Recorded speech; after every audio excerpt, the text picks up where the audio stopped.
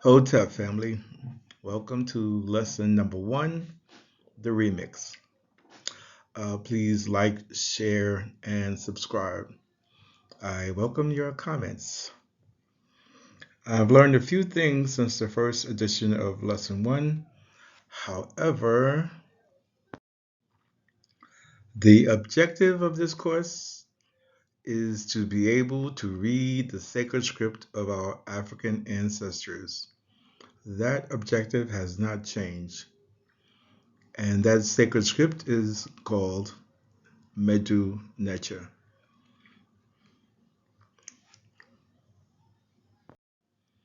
Mdw Ntr uses the Egyptian black ibis to represent the idea of to look or to find. It is transliterated with the letters G and M. The owl, the Egyptian owl, is transliterated with the Roman letter M, and the basket with the handle is transliterated using the letter K.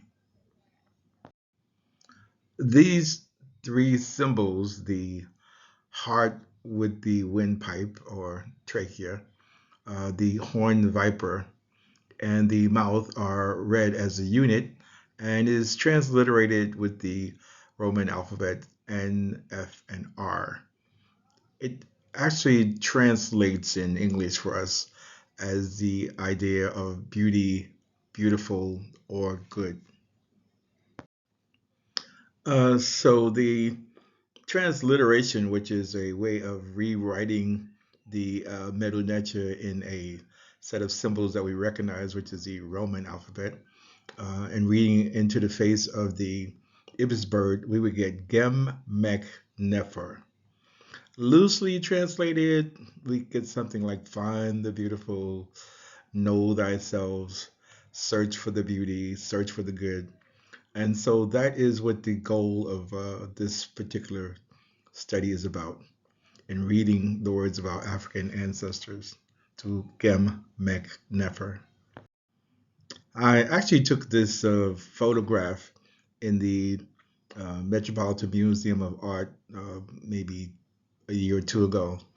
And the actual image is about 6 feet high and 4 feet wide.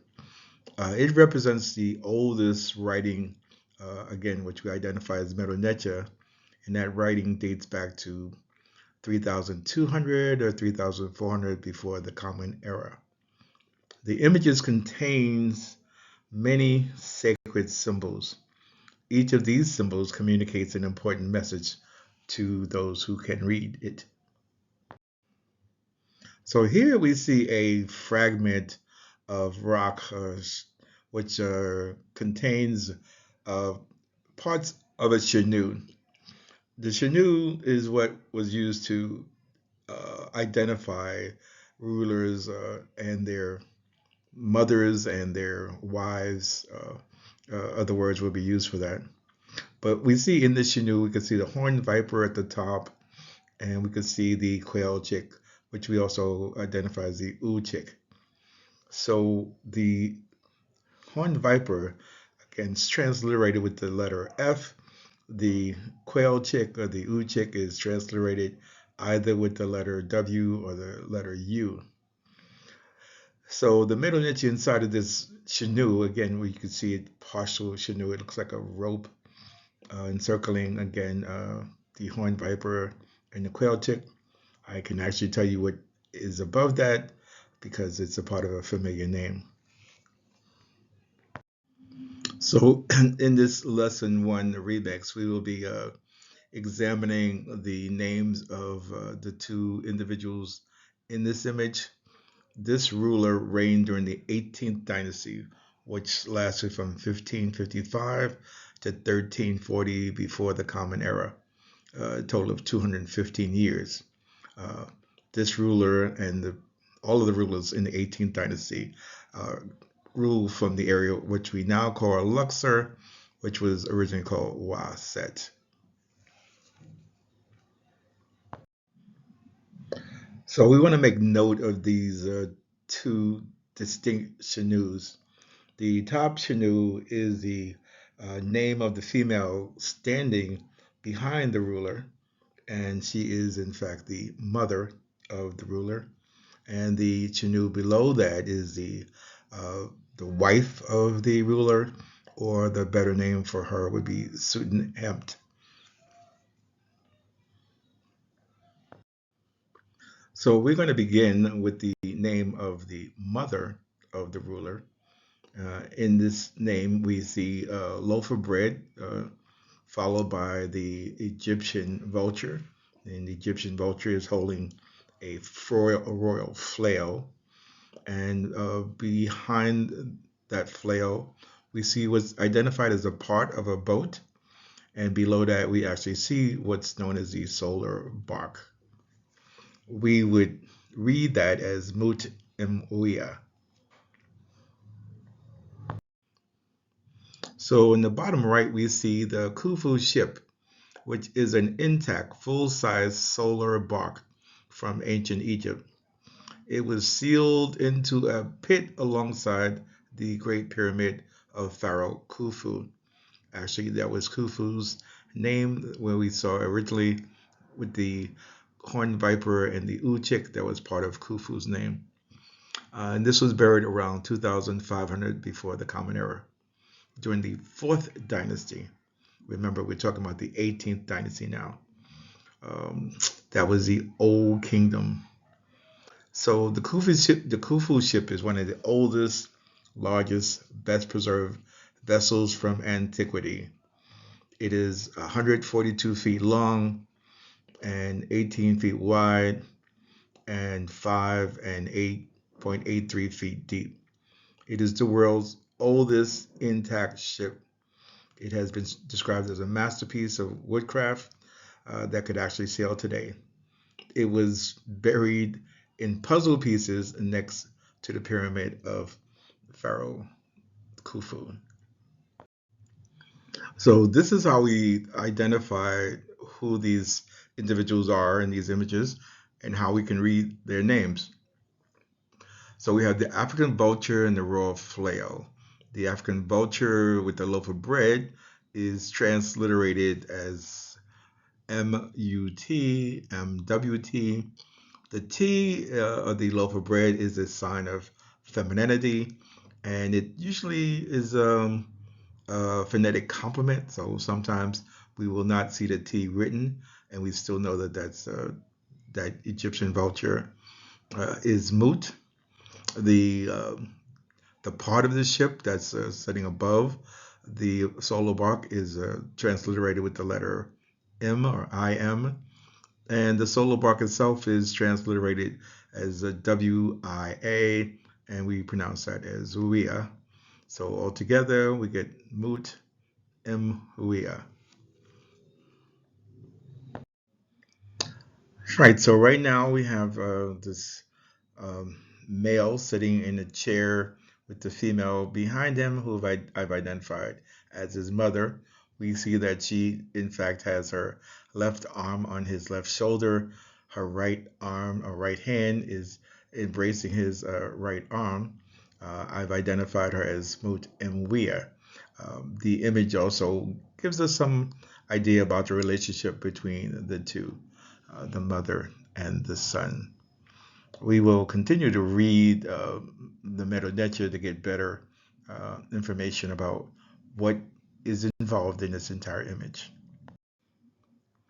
So using Dr. Ben's Black Man of the Nile and his family as a cross-reference, I've identified the seated man, who we usually call Pharaoh, which is not the right term.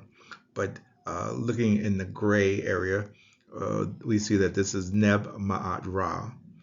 And we see that he is the son of the sun, and his name is Amenhotep Hekus, or Amenophis III. And his actual wife is Sutenhempt, is not in the image with him. Again, that's his mother. But his Sutenhempt is Amenophis, she is Queen T, or T, we call her Sutenhempt T.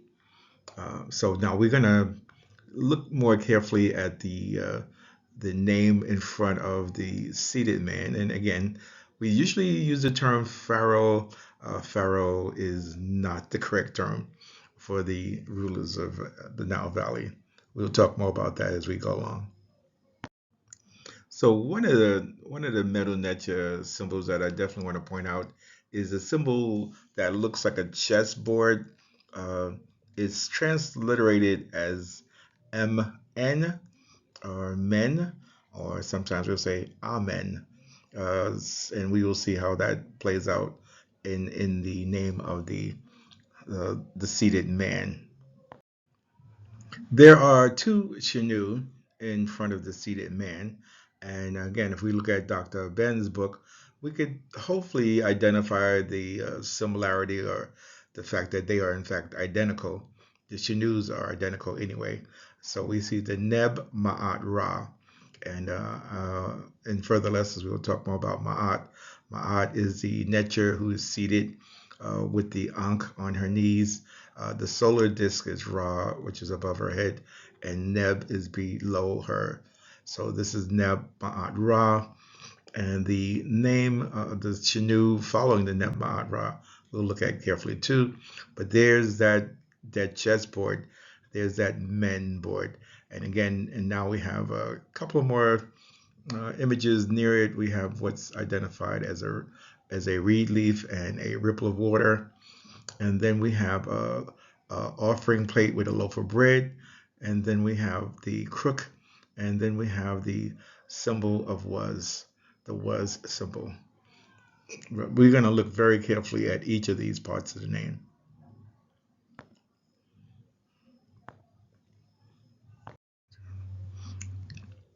So the first Shanu is a representation of the prenomen of the Nasud Biti. Nasud Biti is the correct title of the man seated in the chair, and his prenomen is Neb Ma'at Ra. Ra gets honorific position, that is, it comes first, even though it may be read last. So Ra is the solar disk, and it is the first symbol above the seated female. The seated female is Ma'at. We always can recognize Ma'at because she always has the uh, the ostrich feather in her headband. Sometimes you would just see the ostrich feather, and that is still Ma'at.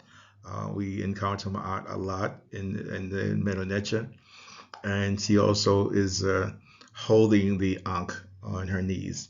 And the basket below, this is a basket without a handle. This is the basket that we identify or transliterate as NB or Neb. So this is Neb Ma'at Ra.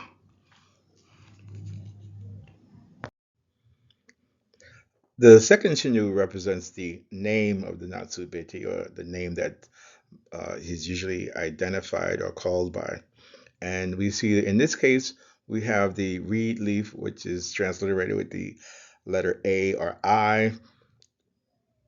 We have the game board, MN, the ripple of water, which is N, and we have the altar with the loaf of bread on it. And again, we have the crook and the scepter, or the was scepter. So the men board again, with the reed leaf and the ripple of water. Now we say Amen for that. But again, the game board by itself could simply be Amen. The altar with the piece of bread is Hotep, and the crook is Hek, and the scepter or the was symbol is West. So this is Amen, Hotep, Hek, West. So again, if we look at the transliteration that Dr. Ben does, we see again that this is Neb Ma'at Ra, Amen, Hotep, Hek, West. His transliteration uses a more standardized text of transliteration. I'm just using the Roman alphabet. But not only do we know who is seated and who is standing behind them, but there's also information to indicate something about these individuals. So in front of this Shanu for the Nasud Biti. We see we have the symbol for Necher. We have Nefer again, if you remember from the earlier slides. We have the trachea and the heart, that is Nefer. The symbol again, Necher is the symbol that is when we talk about the language is Mdw Ntr, right? And then we have Neb again. The eye with the loaf of bread below it is Irt, and below the eye is actually a placenta. It's kind of hard to distinguish that for you right now, but that is clearly the placenta and with a loaf of bread. So that gives us Necher, Nefer, Neb, Irt, Ket. Again, trying to translate this into English would give us something like beautiful. Necher, Neb is Lord, uh, and we don't see the word who, but I suggested there's a who in here somewhere, and sees life. Again, the I is probably easy identified as translated as to see, and the placenta represents life.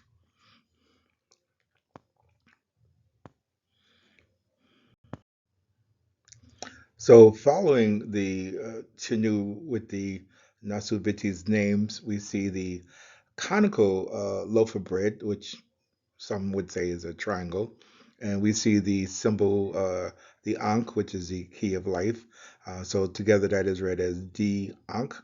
And again, we see Ra, and we see the milk jar, which is transliterated Mi. So this transliteration gives us D Ankh Mi Ra. Um, And again, Ra is an honorific position, but we would read Ra last. So Di Ankh Mi Ra could be some sort of a blessing to give everlasting life. Mi is translated as like, so it's give everlasting life like Ra.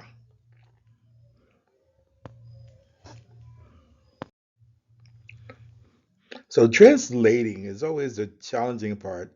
But again, with the few symbols here, and D is translated as to give, and Ankh is always translated as everlasting life. Me is like, translated as like, and Ra is there's no real translation. It is Ra. Ra is Ra. So this is give or giving everlasting life like Ra. D Ankh Mi Ra. So to the right of Mut Imwea's name, we see the soot plant. The soot plant is followed by the Egyptian vulture and a loaf of bread. We already talked about the Egyptian vulture being Mut. Mut translates as mother. The the soot plant signifies rulership or leadership of the Upper Nile Valley. So this is the mother of the rulership of the Upper Nile Valley, or the Sut Mut. So obviously, it's an important position that this female holds, being the Sut Mut. Uh, and again, we see that she is in fact standing directly behind and in support of the uh, Nasut Biti, or the Sultan. So again, Sut Mut. So behind the mother's name, we also see the symbol for everlasting life, for the key of everlasting life, Ankh, and we see the pestle, which is transliterated as T. So it's kind of Ankh T. Ankh T, the translation that I saw was it translates in English as may she have everlasting life. Ankh T.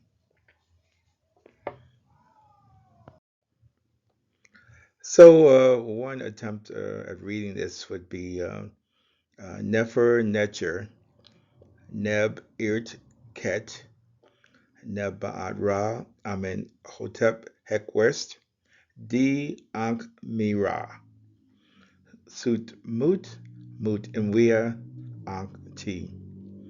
Don't know how they would actually say this, but that's just a direct reading of the Middle Netter as best I can do.